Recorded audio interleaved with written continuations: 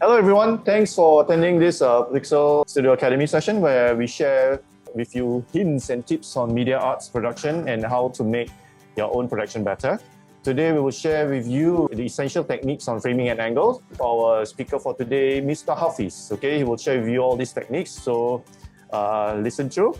There will also be a live demo. Okay, later Hafiz will take on the camera and show you some examples of popular framing techniques and angles which you can use in your production. Okay, do stay till the end of the session for the fun quiz. This is to reinforce learning. Okay, it'll be fun. So if you guys are ready, let's start. Over to you, Hafiz.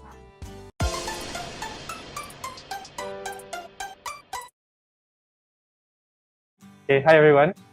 So welcome to the latest edition of PixelStudio's webinar series. And today I'll be sharing with you on how you can take your camera game to the next level with the usage of shot sizes and camera angles. How you frame your subjects and the angle that they are captured at can make all the difference in how your messages are conveyed. So as content producers, it will greatly benefit you if you get to know what they can mean and how to best use them in your storytelling or whatever personal media projects that you may have. And yes, this applies to your holiday photos as well. Before we get to learning about camera angles, let me introduce to you briefly to the 4 kinds of shot sizes that you will most likely use in the content that you produce. As the one behind the camera lens, you have the power to show as much or as little as you want with regards to the surroundings and or subjects. Various shot sizes adds different dimensions and meanings to the overall story that you want to tell. The first kind of shot size that you will most likely use in your productions is what is known as the wide shot. In some circles, it is known alternatively as the long shot. Wide shots feature a subject in its entirety from head to toe, as well as a generous chunk of its surroundings in the scene. So what this does is that the wide shot is used to set up the presence of the subject and its relation to the surroundings to give context to the viewer. And this usually happens at the start or the beginning of the video. The next one we have is the medium shot. So as the name suggests, the camera is placed at a medium distance away from the subject. The subject is framed from the waist up. In contrast with the wide shot, you can use a medium shot to be more focused in your character development and storytelling, as this is typically used when your subjects are having exchanges or conversations among themselves or one another. It also allows the viewer to notice more details about the subject or subjects, such as what they're doing or what they're wearing. Next, we have the medium close-up. In this one, viewers get a chest-up view of the subject and can focus on its feelings. However, there is still a reasonable amount of surroundings that's still visible behind the subject. And finally, the 4th most commonly used shot size that you will use in your productions is the close-up. In this one, the subject is framed such as shown in this example to the right. Through this, you can allow your viewers to establish an emotional relationship with the subject. We'll move on to the part 2 of the presentation, which is about angles. In the world of photography and videography, the creators behind every work has a story that they want to tell and a narrative that they like to weave. Apart from having a suitable subject for said cause, the person behind the lens can also bolster the overall intended message by the usage of camera angles. The first kind of angle that you'll commonly see in movies and various other productions is the high angle. For a high-angle shot, the camera is placed at a higher elevation than the subject and is pointing down or looking down on them. Typically, you'll use this kind of angle when you want your viewers to have a sense of power and superiority over the subject, such as the subject or subjects are portrayed as meek. In contrast to the high angle is the low angle. How it is shot is also the opposite, naturally, as the camera will be at a lower height as compared to the subject and is pointing upwards. The roles of power are switched, and the viewer now feels meek and small, and the subject exudes power and control in the scene, such as the example of Agent Smith here in the scene from the Matrix trilogy.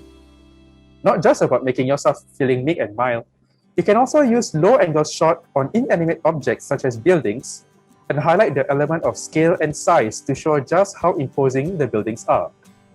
The next one we have for today is the head-on or point-of-view angle. For this one, the subject will be looking right at the camera. This is interesting because the effect that comes out of this is that the viewer may feel that the subject is directly addressing them and interacting with them. So in a way, the viewer assumes an active role in the scene. Viewers can potentially feel like they are part of the scene and that they are right there with the subjects. You can also use the over-the-shoulder angle during interviews, where the interviewer's shoulders and part of the head are seen, but the interviewee is still the main focus and in focus. The over-the-shoulder shot also makes the viewer feel that they are part of the scene. Following that, there's also the side angle. As you can see from this example image, you will be capturing the side profile of the subject. The effect that comes out of this one is the subject might seem unaware that the viewers are there. So a slight variation of this is when the subject's body is facing away from the camera, but their head is facing the camera. So to this end, the subject can come across as timid. The last kind of angle for this presentation is the Dutch angle. What's interesting is that despite its name, the Dutch angle isn't actually Dutch. Instead, it gained popularity during the silent era German expressionism films. In contrast to the prim and proper angles that we have seen before this, a Dutch angle is used to bring about a sense of disorientation and unease within the viewer, to let them know that something is not right or doesn't fit.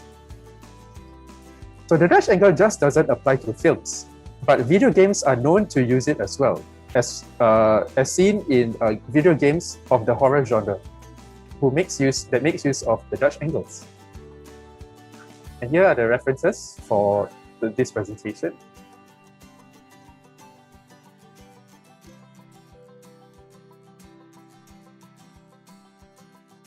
Now we shall move on to the live demonstration.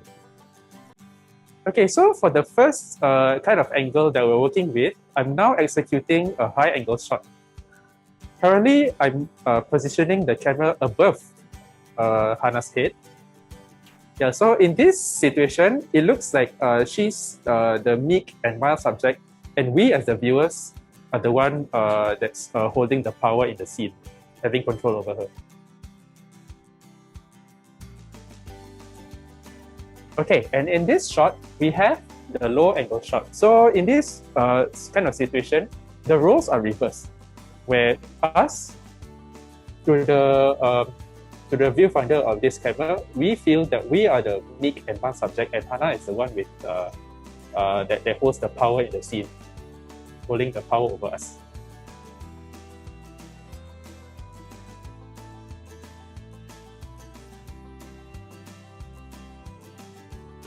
This is the point of view of head-on shot. So it feels like we as the viewers, we are interacting with her directly. And when she speaks to us, yeah, it's like she's talking to us directly. So in this way, in this situation, it feels that we are very much part of the scene as she talks and interacts with us, with the camera. Okay, and then this next one is the side angle. So currently, we are the viewer, right? And then Hannah is the subject. In this angle, it seems that the subject, which is Hannah, is not aware of our presence in the scene as viewers. So like I said earlier on, how the over-the-shoulder shot is executed is that the main focus will be on the interviewee, but then at the same time, the interviewer's shoulder and the head is also in shot. Okay, so now the last angle that we will I will demonstrate is the Dutch angle. Simply put, when it comes to the Dutch angle, you just need to tilt it to one side, such as you see here. So the aim of the Dutch angle is that you want it to induce a sense of disorientation, that something on screen is abnormal or not right, or something doesn't fit. Okay, maybe we'll go to Q&A.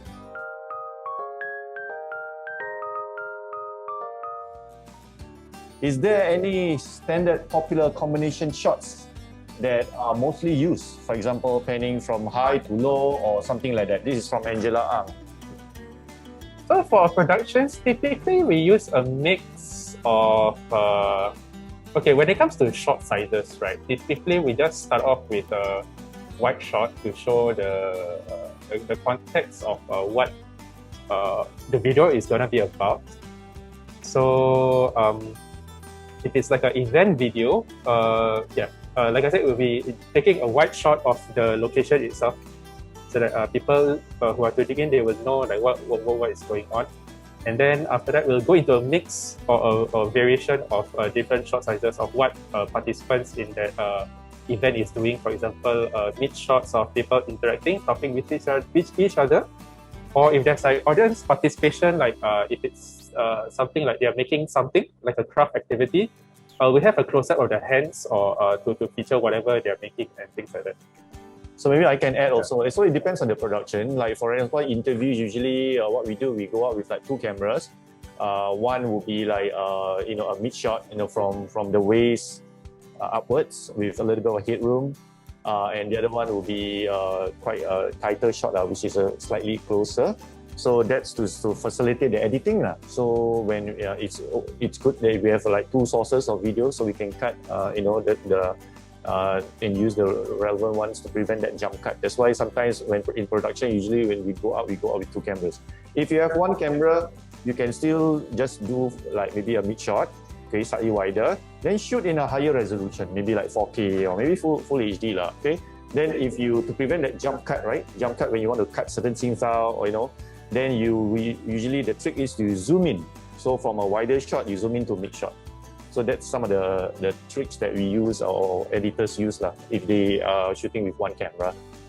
Generally, it depends on your production. If it's like a performance, then you have multiple cameras, and some cameras will go panning. When they follow a particular cast on the stage. There's some assignments, for example, like if you, for example, a stage play, sometimes you go out with 4, 6 cameras, and each of these cameras have their own specific roles.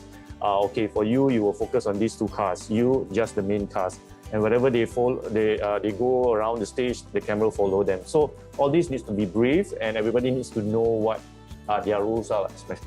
So there's no fixed rule of thumb or what are the famous kind of angles or framing. It depends on the production. Is it an interview? Is it a performance? So because in media arts, it's arts you can be creative and no one can creativity is quite to its own, so it's subjective. Okay. Yep. Hope I answered that one. I think Angela was also asking about like camera movement, like panning left to right, top to down. Yeah, Ryan, you can share also. Ryan is also a photographer and videographer. You can share your experience in that. So basically, for camera movement, there's a few different tricks one is moving from top to down, like pan left to right, or like diagonally. Basically, what we need from this, right, is to show maybe how interesting a place looks, maybe how grand it is. So it actually depends on the purpose of your shot. So if you need it to show the very large space of a theater or something, maybe you go from a top down, panning from top to the bottom. Yeah, so this kind of movement. Yeah, there's also tracking movement where you move your camera towards the subject. It sort of brings the viewer closer to the subject slowly. That one introduces more focus on your subject. Yeah. So I think maybe this one we can cover next time. Before you start shooting, you need to be sure of what is your intent. Then you work towards the shots that you think that will fulfill the message. So like Ryan said, to show the size of like the event. Yeah. So that kind of like dictates of the choice of angles and movements and things like that when you go for your shoot. So all these kind of things you must be ready to plan for it during pre-production stage before you start shooting. Yeah, correct. Just to add on to Hafiz, usually before we go, when we want to go and do production shoot, right? There's this pre-production stage where we have a list of items. The scene is broken down into small bits and pieces. Then, for example, okay, during this scene when these 2 people is talking, 2 people are talking, then what are the different angles. If you go in with 2 cameras, 3 cameras, each camera you need to, like camera A during this scene, okay, it's a mid shot of this person. Then camera B, a mid shot of the other person. Then after that, after this line, then we change the shot, maybe over the shoulder. So all these will need to be planned and note down on a piece of this short list. The different type of scene, the equivalent script, and what type of angles. So those needs to be planned. But if you, like for us, we have some experience in doing all this kind of things. So for example, if we're going for a shoot for an interview, we know, okay, there's maybe just one interviewer and one interviewee. So we will do 2 cameras, one is a mid shot and one is a close-up. Then if there's a third camera, we can also show the behind the scene, like what you've seen just now. There's the third camera which is covering Hafiz, adjusting the camera and stuff. That is a behind the scene. This is quite popular in interviews, where they will show what people is doing there. You can see the lights and everything behind. It's just to just break the monotony, to just go out and show what's going on at the background.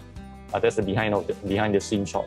Okay, so basically, yes, everything needs to be planned. You need to have this pre-production plan of all the scenes. Every line need to be dissected, and each line needs to correspond to a certain shot. So all these are proper planning. We need all these things. Okay, next question. Do it. The X1 Direction member, Liam Payne, used a lot of angles, almost every angle that you mentioned in this type of music video. Okay, music videos, MTV, usually it's fast-paced. Every half second, 1 second, you change. You can go from wide shot to mid shot. So music video is quite challenging actually, because within that 5 days, there can be like hundreds of shots. And it's like changing like every half a minute, stuff like that, because it needs to follow the pace of the music. So that's the challenging thing about music videos. Okay. Then when you grade the color, it's a bit different. It could be a certain kind of style and stuff like that, compared to just like a normal movie. It can be like it can be like 2-person talking for like 5 minutes, and the framing can be like only a few types. Compared to that music video, you can see that camera from the bottom, can go in between the legs, then go over the person and stuff like that. So it's very challenging, but it's fun. Okay. For storytelling, where we want both the screen showing the projectable and the story to be seen on one screen, what would be a good angle? Well, you can do like if you can go a mid shot, you can do that mid shot, right? Then you need to pull further So most probably it's a long shot But if you have 2 cameras, then it will be better two sources, meaning one will be the camera focusing on the speaker, because the speaker, when storytelling, they use like they have emotions, then they have like facial expressions. So if you put the camera too far away, you cannot capture all these things So a good production for storytelling, usually I will deploy 2 cameras. Okay, one is slightly closer.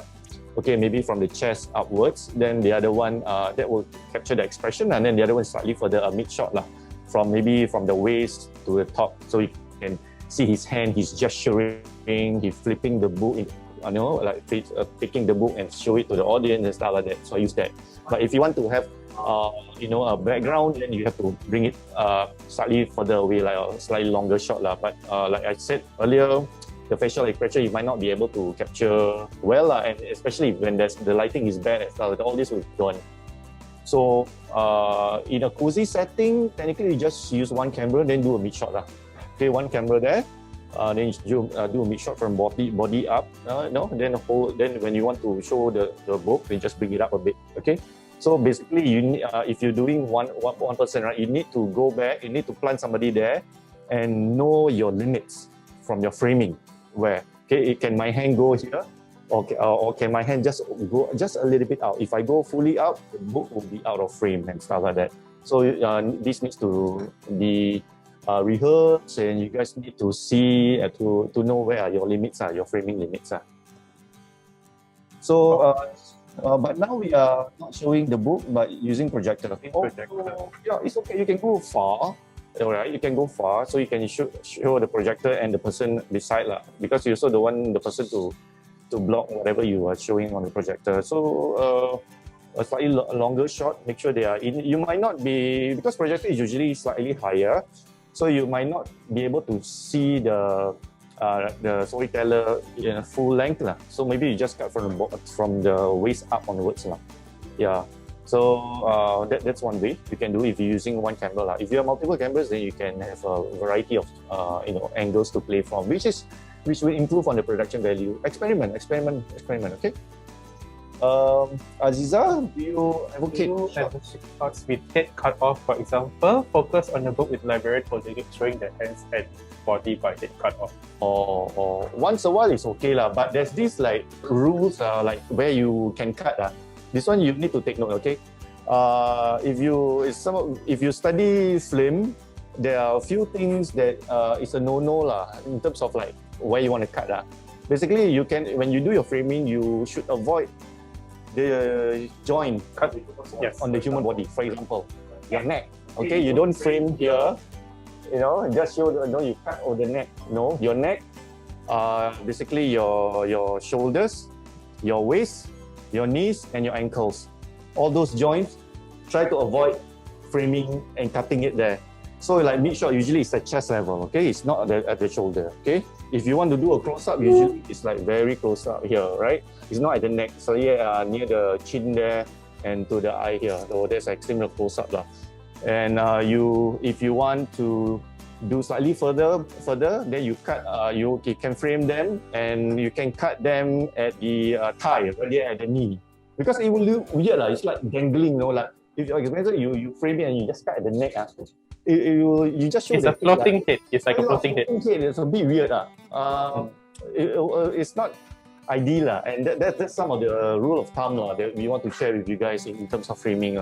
Then if those people, if you do that kind of production when you share on YouTube and stuff like that, so those who go studies video, videography and stuff like that, they'll say, what is this? It will look weird. Yeah, so avoid all those joints lah. Part of human method, don't cut at those joints lah, neck, shoulder, knees, your waist and your ankles. Okay. In shooting an oral history interview, which is the best angle? Oral history, especially if I am doing on my own.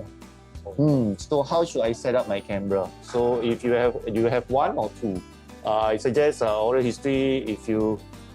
One camera settings, you can just do a medium shot, slightly further. Okay. And the person slightly slanted to the side lah, so not facing the camera. Because if you want the interviewee to face the camera, it's as though like the interviewer is talking to the audience.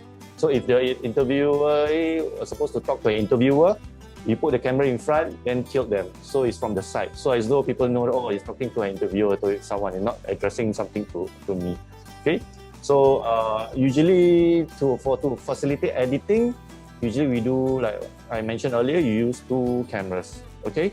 One is at the side, right? Then one is slightly further, then one is maybe a close-up lah, so to show expression and stuff like that, okay? I think if you're doing on your own, I think the bare minimum is just one. Because, and like I said, with regards to what Inda said, if the interviewee looks at you instead of the camera, I think he'll be able to craft the answer even better, because sometimes some interviewees, they are not comfortable, or they are very conscious that a camera is staring at them. So in a way that in such a situation, they might feel a bit more stressed and they cannot answer as best as they could. So it's good to position them looking off camera when it comes to interviews. For example, like you guys can look at me, right? I'm at the side now, right? So I'm doing, at the side. So this is how you should frame when you interview. What device will you recommend for hands-free video taking? Okay, basically we're just using a extendable pole with a round heavy base. Because our camera is small, so that's why we can use this. Usually it's a tripod, and just fixed to the camera. There's usually you need to mount it using a base plate, but for this it's just a normal pole with a heavy base, and that's it. It's very light so, and you can position this in front of audience. You will not block them because it's just one pole standing there, because the camera is very small, so you can use that. Using drone with camera or GoPro? Okay, depends on you. So usually GoPros are usually action cameras. They got better stability. Drone also got better stability. So it depends. Usually for us, drones we use like for creative shots. Like you want to end a scene, right? Two people talking, then the drone will just slowly retract back and from a mid shot then to a wider shot to show the actual location. So those are like usually for creative shots lah. Then drone you use for aerial shot. But for like movement and stuff like that, if you want to do a follow through, like like do an exhibition tour and stuff. Like, welcome to this exhibition. Let me show you around the exhibit. Then you put it on a gimbal or something like that and just follow the thing around. Because for all these action shot, they have this mechanism to some stability mechanism so that it's less shaking. It's less shaky. I'm not sure whether you know something called a gorilla pod. So basically, it's something that is a phone mount with a very expanded, with very flexible legs that's quite sturdy lah. So if you're during a one-man operation, what you can do is you can just place the phone right beside you, and then you can just ask the interviewee to just look at you. But before that, you need to frame it properly before you start. You hit the record button. So that's also another device that you can use when you're conducting interviews. Yep. So what's next? Kelly. When stitching the shots together, any guideline on how long to stay on one angle if say the entire video is mostly talking and little movement? Okay. This one,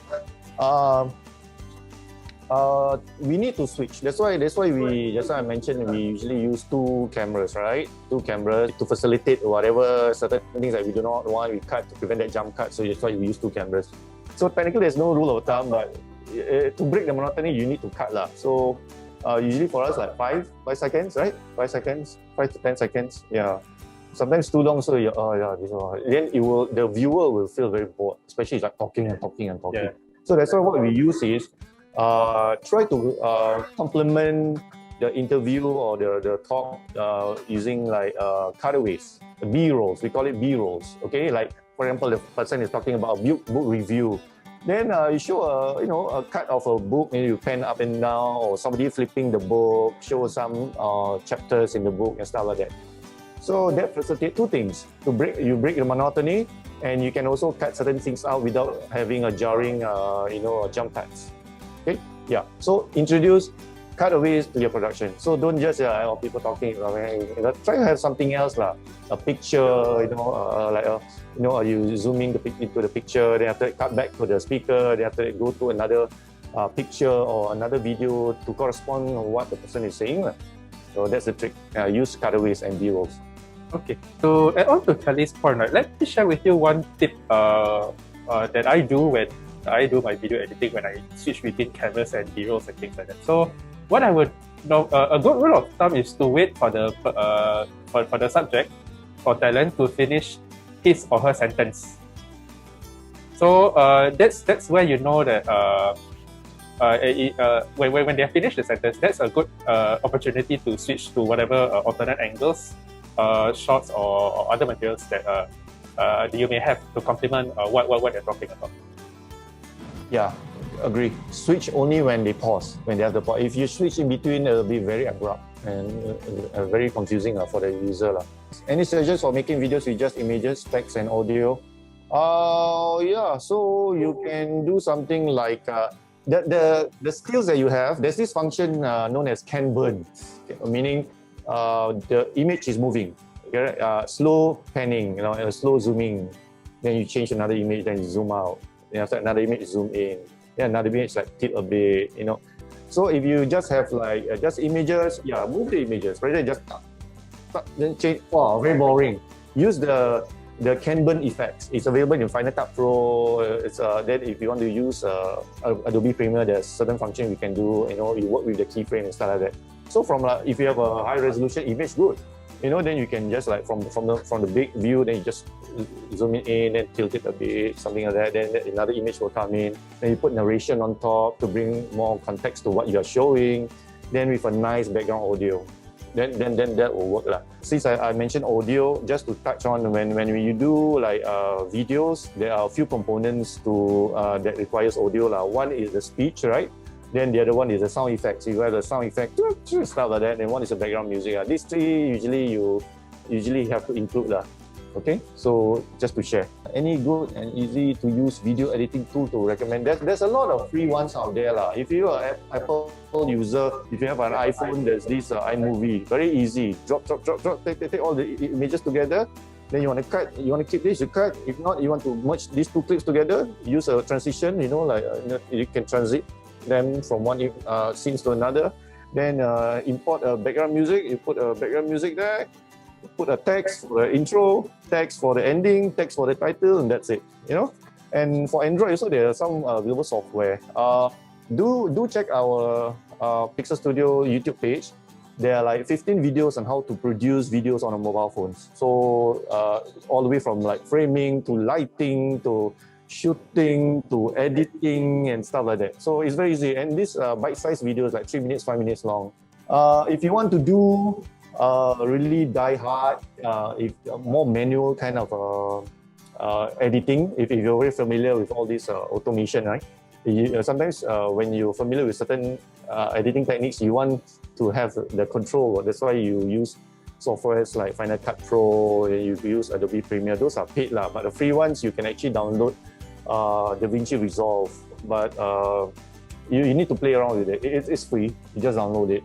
DaVinci Resolve actually it actually has its roots from from Hollywood. Last time it's a multi-million-dollar software, but now it's free and the free version has all the things that you need. So do check it out. We have also a tutorial on how to use DaVinci Resolve. It's on our PixelStudio YouTube channel page. So do visit them. I think Hafiz and Rahman did a tutorial on that. So do check it out. Okay. Can try to find royalty-free music. Yeah. There are also some royalty-free musics out there. Go to Creative Commons website, or YouTube also have some free to use music, background music, and very good. They have a link or channel, right, for you to use all this kind of thing. But you need to credit it. Yeah. As opposed to buying them themselves, so you don't have to do any credit. So your video will be clean at the back. You don't have to music by McLeod lah, that lah. Yeah. So when you're searching for music to use for your projects, these are the details that you need to look up for lah. Sometimes when they say royalty, the only stipulation is that, like Indra said, you must credit it lah. Like put just a little blurb like at the end of your video and things like that. Shall we do the quiz?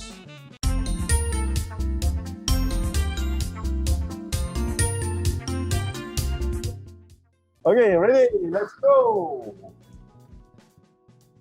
The faster you answer, you get more points. Okay.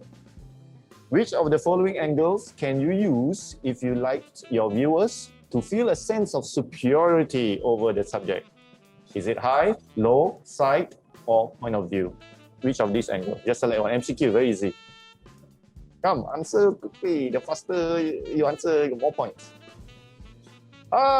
Yay! Let's see.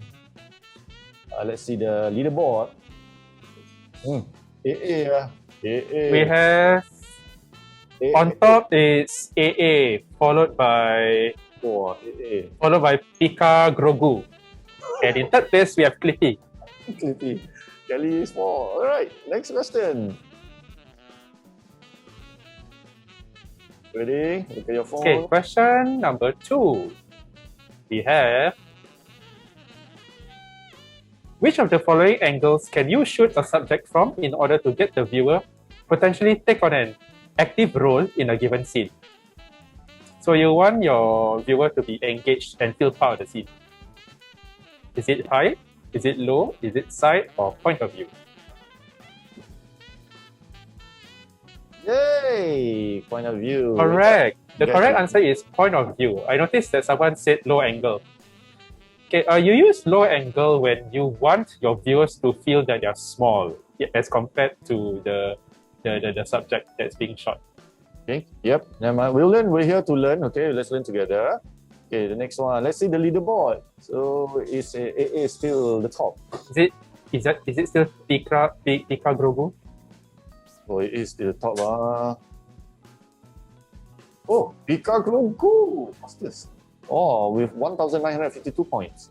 Okay, moving on to question number 3. Are you guys ready? Look at your phones, and here we go. That question is, the general guidelines for angles do not apply to photography. True or false?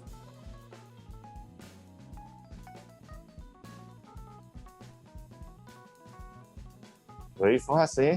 Ah, false. Correct. It's false. Whatever you learn in angling and framing is applied to both photography and videography. Okay? Let's move on. Let's see the leaderboard. Pika Grogu. Or has AA take back? Oh, very close.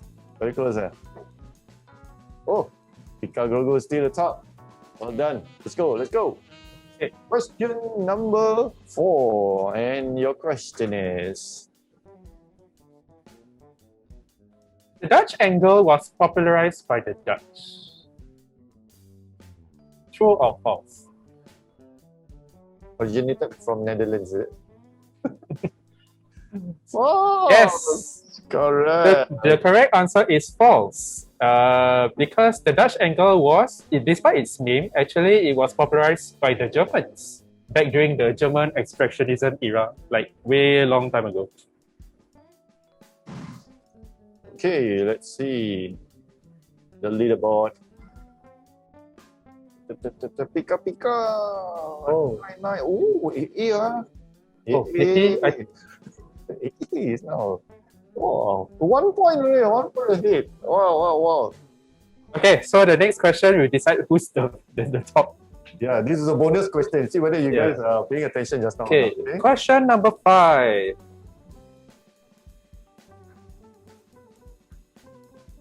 Bonus, memory question. Name the actor who appeared in the last slide of the presentation deck. If you've seen the slide, see whether you can remember who is that actor. Give you a clue is the Dutch angle, right? Correct. Yes, the Dutch angle slide. Yes. Right. Jog your memory. Part of learning is also to be able to remember. Okay, let's see. Bruce Willis? I don't know, man. The correct answer is Bruce Willis. Yeah. Oh, at least we got P. Ramlee all. We got Liam Payne. Liam Payne is a singer. Okay, Bruce Willis, I'll accept. Very good. Those are you who were able to remember. Very good. Yes. So let's see the final score. Let's see the tally. Oh, 50, very fast. Oh.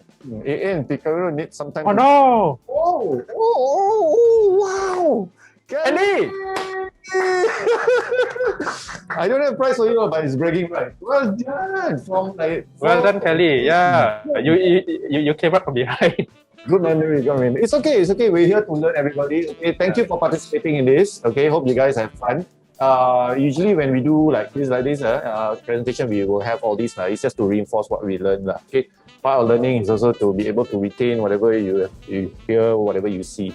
Okay, but we're here to learn, so it's okay. But congrats, Kelly, 4,811 points. So thank you everyone for taking time off this afternoon to join us for this latest edition of PixelStudio Academy's webinar session. And today's one is seeing from a different angle, where hopefully you've learned a little bit more about the choice of shot sizes and angles that can enhance your production value. So what we have here on this slide is that on the QR code on the left, you can scan that to connect with us if there's any specific topics that you'd like us to cover in the future, what you'd like to see, and if there's things that you think that we can do better to improve on, we'd like to hear from you as well. And so the QR code on the right is because Indra has been promoting our PXS YouTube page where we have like bite-sized information and videos on how to do mobile editing, and then certain tips, tricks, and techniques when you do your editing and filming. that's where the series of videos are posted up at our PixelStudio YouTube page. So do scan the QR code on the right if you would like to find out more about this series of training videos that we have put up. Bye-bye. Thank you for joining us. Bye-bye. Take care, everyone. Bye-bye.